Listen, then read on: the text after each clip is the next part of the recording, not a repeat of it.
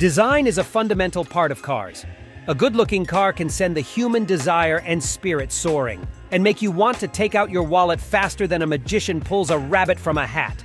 But the cars you are about to see are those that sent us soaring, specifically to the nearest bathroom so we could lose our lunch. Prepare your eyes for some of the ugliest cars ever made. 2008 Mitsuoka Galu. Mitsuoka, the Japanese company that tries to blend modern Japanese cars with 50s British styling, must have played a game of design mix-up with their eyes closed.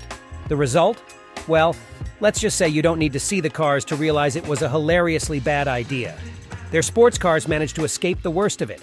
Check out the Rockstar with its old Corvette vibe. It's kinda cool, right? But oh boy, when it comes to their sedans, it's a full-fledged horror show, and the Galui takes the top prize in the what on earth were they thinking?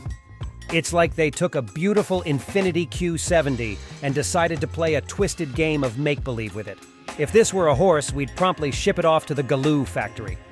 Pun intended. Seriously, Mitsuoka, what happened to good old-fashioned taste and sensibility?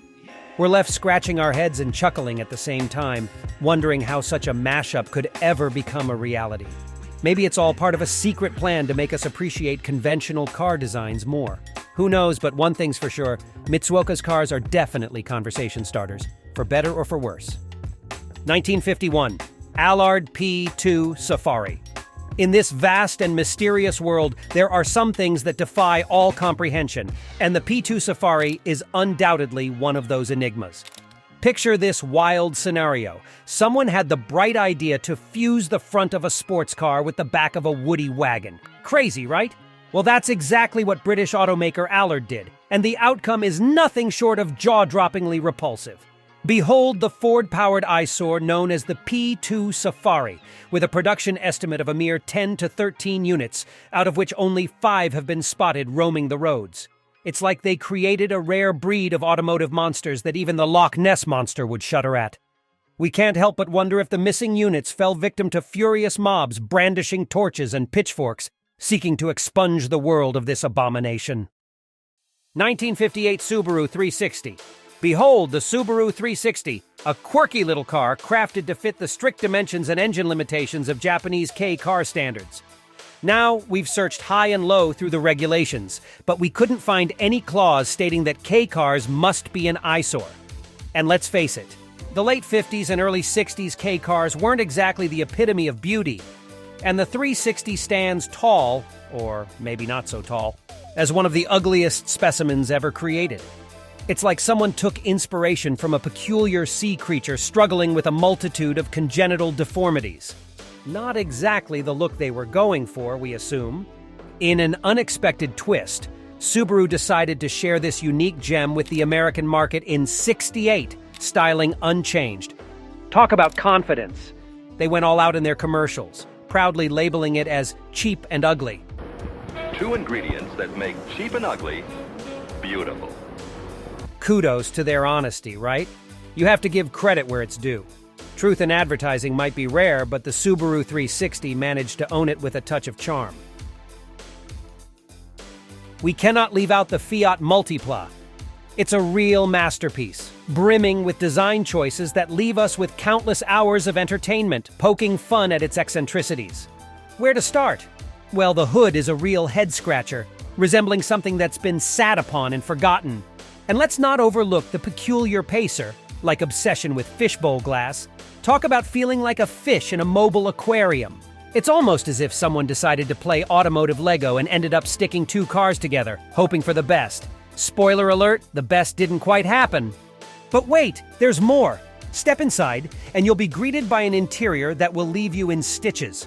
All the gauges and controls seem to have gathered for a party on the center stack, giving it the appearance of a Fisher-Price toddler activity board that's endured a rough encounter with a razor blade. A true masterpiece of unintentional comedy. Now, it's not just us. Even the French joined the fun, agreeing that the multiplay was a visual atrocity. When the French say non, you know you've pushed the boundaries of bizarre design. Yes, the multiplay is ugly, but it is impossible not to love it. And speaking of French, this is one of their most peculiar designs. The Ami 6, a trailblazer in the headlight department, daring to break away from the conventional round shape. And you know what? We're kind of digging that wavy front-end treatment. It's like a little artistic touch in a sea of predictable headlights. Now, brace yourself for a quirky fusion of rear window and B-pillar angles that give the Ami an otherworldly appearance. Picture this. It seems as if the entire greenhouse is caught in a gust of wind, pushing it backward in a whimsical dance.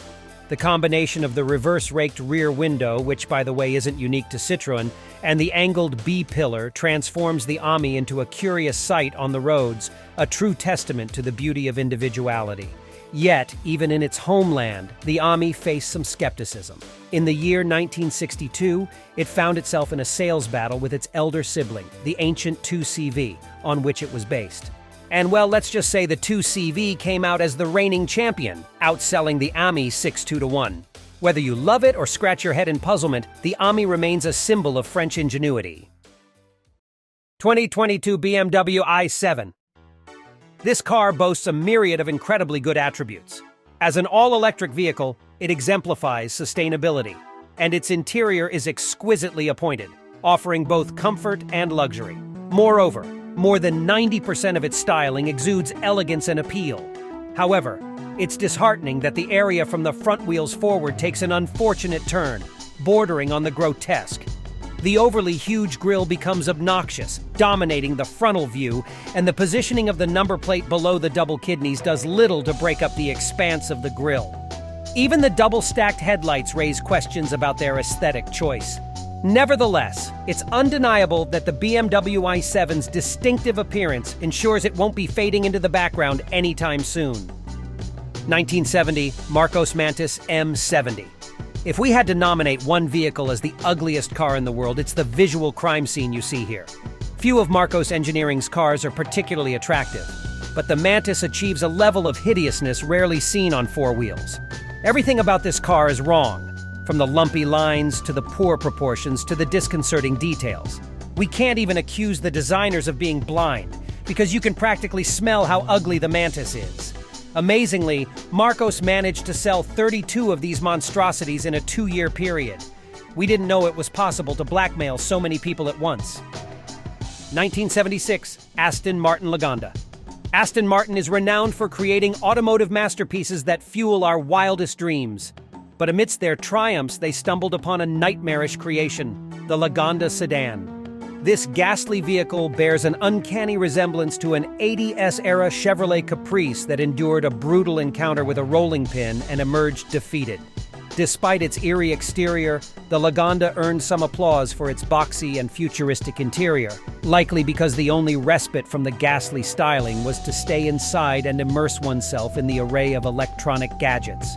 It's no wonder critics here have exercised restraint in their criticism of the Aston Martin Rapide.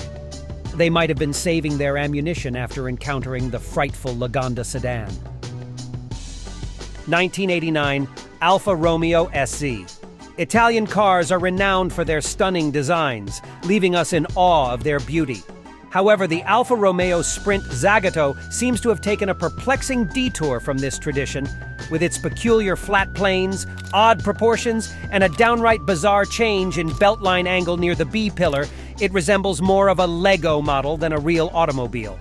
Even the wheels appear as if they were plucked straight out of a Lego set, adding to the bewildering aesthetic. It's almost as if someone accidentally subjected the prototype to a compactor and activated it prematurely, and instead of rectifying the mishap, they decided to produce this partially crushed Alfa Romeo as it was. Despite this oddity, we must acknowledge that the Sprint Zagato's unique design stands out in a sea of conventional car shapes. While it may not align with the typical beauty associated with Italian cars, it undoubtedly manages to spark curiosity and conversation. It even reminds me of Corbin Dallas's car in the movie The Fifth Element. 1992 Buick Skylark. In our humble opinion, the ultimate iteration of the Skylark has managed to evade the criticism it truly deserves as one of the most visually offensive cars ever made. Prepare yourself for a catalog of eye-offending features. The inexplicable pointed front bumper and grille. The wedge-shaped parking lights that appear to have been haphazardly hammered in with a rubber mallet. An unflattering wheelbase that accentuates the awkward proportions, and thick body cladding with two-tone paint that should have been exclusive to Pontiac. And let's not forget that peculiar fender skirt appearance, a throwback to the 90s that simply doesn't belong in modern times. It's no surprise you won't spot many of these around. Buick likely struggled to give away a car this aesthetically challenging.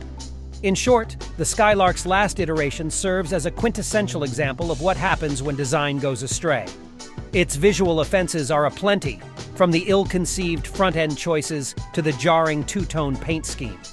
With such an array of design mishaps, it's no wonder that this Buick model didn't exactly grace the roads in abundance. Sometimes even the best efforts can't rescue a car from the clutches of being painfully unappealing. 2001 Pontiac Aztec. While many modern SUVs try to position themselves as the ultimate lifestyle vehicles for outdoor enthusiasts, the Aztec manages to outshine them all in this aspect. Boasting features like a removable drinks cooler, a Range Rover-inspired split tailgate equipped with audio system controls for tailgate loungers, and an optional camping kit complete with an attachable tent, the Aztec truly redefines practicality for the adventurous souls. Regrettably, despite its functional appeal, the Aztec's bold and aggressive design became the center of attention, but not for the right reasons. The attempt to create a head-turning appearance resulted in a gawky and awkward look that faced almost universal ridicule. It became the subject of endless jokes, cementing its status as an enduring laughingstock. So infamous was its design that the Aztec was chosen as the daily driver for Walter White in the acclaimed TV show Breaking Bad, serving as a metaphor for a life that hadn't quite panned out as expected.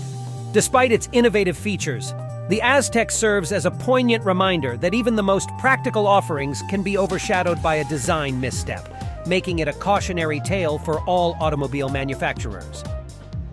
2018 Sin S1. Sin cars, known for their relatively less aesthetically challenging R1, ventured into the follow-up with the S1.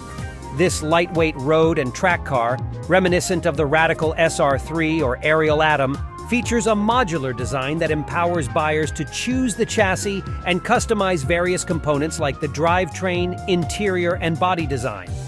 While we appreciate the freedom of choice, we must admit that any body design other than this particular one would be a preferable option, prompting us to suggest some Hail Marys be said by the creative mind behind this design choice as an act of repentance for his sins to car design. Remember that if you like curiosities from the automotive world, you can subscribe, or you can also watch this video. Thanks for getting here. See you next time.